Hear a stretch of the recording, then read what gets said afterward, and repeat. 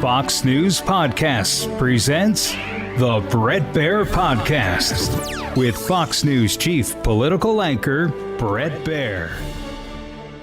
I can confirm at this time that the FBI is investigating this incident as an act of targeted violence.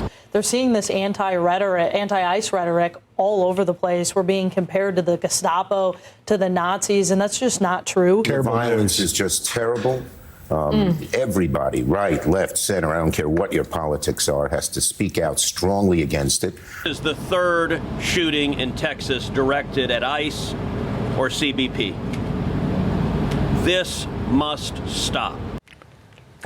Shooting outside an ICE facility in Dallas, authorities identified Joshua John as the alleged attacker in anti-ICE Dallas shooting. At least 3 people were shot, one of whom was killed in a shooting at the ICE facility, Texas, Wednesday. Multiple sources familiar with the investigation have identified the alleged shooter as a 29-year-old Joshua John. 3 individuals who were shot were all detainees. Here is Vice President Vance reacting to them. You don't have to agree with my immigration policies. You don't have to agree with Donald Trump's immigration policies. But if your political rhetoric encourages violence against our law enforcement, you can go straight to hell, and you have no place in the political conversation of the United States of America. With that, let's bring in our panel. Lawrence Jones, co-host of Fox and Friends. Harold Ford Jr., former Tennessee Congressman, co-host of The Five, and co-host of Outnumbered, Emily Compagno. I feel like I should be a co-host. Emily, it's a dark place. You know, we've had a lot of these events. What do you think? It's frightening, and it seems to me that violence has all of a sudden become the exclamation point on political rhetoric. Now, Madison, earlier, the spokesperson, as you just played, mentioned, she said when people refer to ICE as Gestapo or Nazis. So it was just this month that a sitting congressperson, John Larson, referred to ICE as Gestapo. Boston Mayor Michelle Wu, 2 months back, referring to ICE as Nazis. The reality is that while words aren't violent, it can lead to violence. And we've talked about the radicalization online that starts with this violent rhetoric that all of a sudden becomes normalized. And what I fear is that so too is violence becoming normalized. That people see, oh, just another shooting, when in reality, every shooting is horrific, every life lost horrific. But I am personally frightened right now, the most of all, for these ICE officers that are truly in the line of fire. Panel, we'll hold it right there. You know, and some of the reporting is interesting, Harold. Axios said ICE shooting sparks partisan blame game before facts confirmed. Top Trump administration officials, MAGA world personalities quickly blamed Wednesday's shooting at a Dallas Immigration Customs Enforcement facility on anti-law enforcement rhetoric. The rush to point figures before local police confirmed a motive or the identity of the victims mirrors the rush to assign blame following Charlie Kirk's death and reflects the fears of rising political violence in America.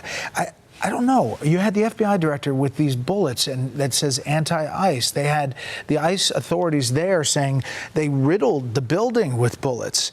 And so all of this stuff about not finding a motive when it's laid out there is kind of interesting. I think we will find a motive. Thanks for having me on. I think we will find a motive. I listened to Congressman Jimenez from Florida, who's a Republican, who said, look, we should wait for the facts to come in. And if the motive turns out to be some sort of left, ideologically motivated kind of thing, we should address it as is.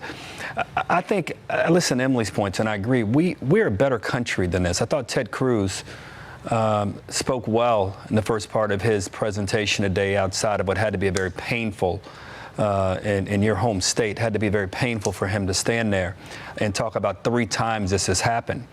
I hope, Brett, that the president, that Mr. Schumer, that Leader Thune, Speaker Johnson, and Jeffries, it'd be great if the 6 or 7 of them could come, or 5 or 6 of them could come together and say, we denounce all of this violence, put aside who may be more at fault today versus last year, 2 years ago, 4 years ago. What we have to all understand is it's violence. To your point about being an exclamation point, Emily, violence can't be a part of how we talk or settle political disputes. We settle them at the ballot box and we settle them through debate. It may not do it all, Brett, but we have to hear it, I think, in a major, serious theatrical, bipartisan way that this has to stop. I thought Senator Cruz was exactly right when he ended. What he said was, this must stop. The violence in politics, we ought to have all the robust, fire-filled conversations and disagreements, but it has to stop there and not be punctuated with violence. It is saying it doesn't stop. It is unity. But there also has to come at a point in time where we speak truth to what's happening without any ambiguity. With due respect to my brother Harold, we do know the motive. He said anti-ICE, and it's going along with the data that we're seeing all over, where the assaults against ICE agents is up 1,000%. When we look at the 3 situations in my home state of Texas where there were 3 different locations where ICE was targeted. I had an ICE agent that reached out to me yesterday and told me he was followed home. I confirmed it with the director. He told me that that's happening on the day-to-day basis. You have representatives of the United States government that passed the immigration laws going after the people that are enforcing the law. They have no choice but to do with the laws that are on the books, yet they're being criticized. If they want to pass a bill, they can do that. But to have elected officials assault ICE agents, which there's an indictment in New Jersey for that as well, to have representatives of the Democratic Party throw rocks and berate ICE agents, talk about them being a part of Nazi Germany,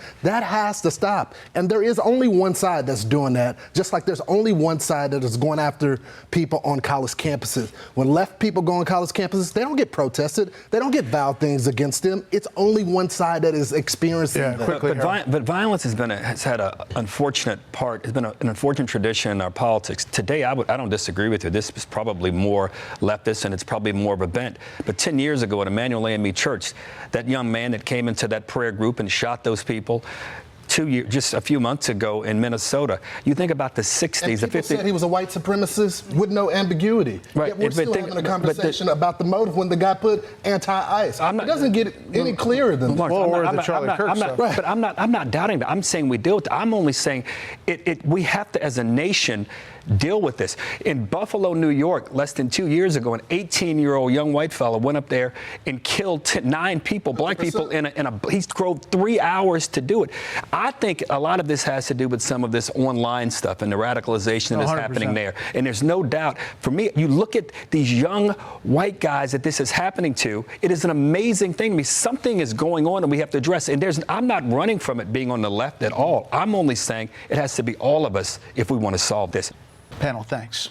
That'll do it for this week. You can hear more of this series at foxnewspodcast.com or wherever you download podcasts. Make sure to leave a rating and a review. We want to hear from you. I'm Brett Baer. We'll see you next time. Listen ad-free with a Fox News Podcast Plus subscription on Apple Podcasts, and Amazon Prime members can listen to this show ad-free on the Amazon Music app.